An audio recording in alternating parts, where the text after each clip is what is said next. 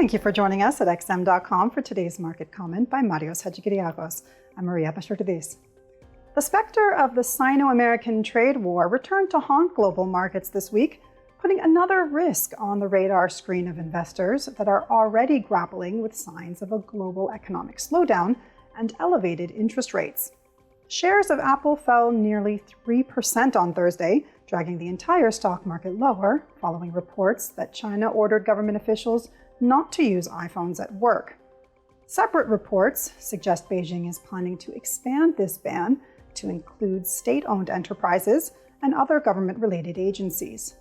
The iPhone ban can be seen as retaliation for U.S. restrictions on cutting-edge chip exports to China, and the timing of the move appears calculated too, as Huawei just launched its newest smartphone, whose sales will likely reap the benefits.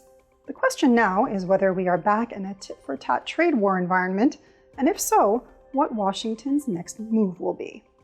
Despite the worrisome headlines, risk-linked currencies like the Australian and New Zealand dollars traded higher on Friday, licking their wounds after a bruising week. However, this rebound was not reflected in other China-sensitive assets.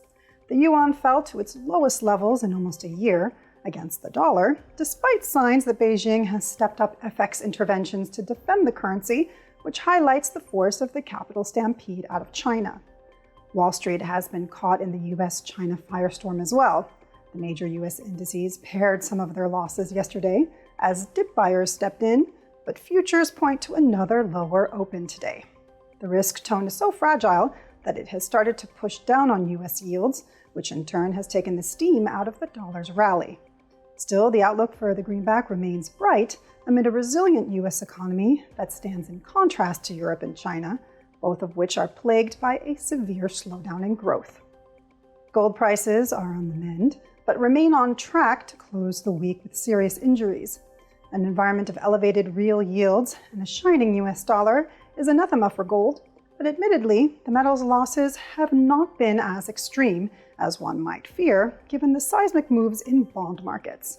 The stabilizing force for gold prices was likely sovereign demand by central banks, spearheaded by China, which continues to raise its gold reserves at a striking pace, according to the latest data.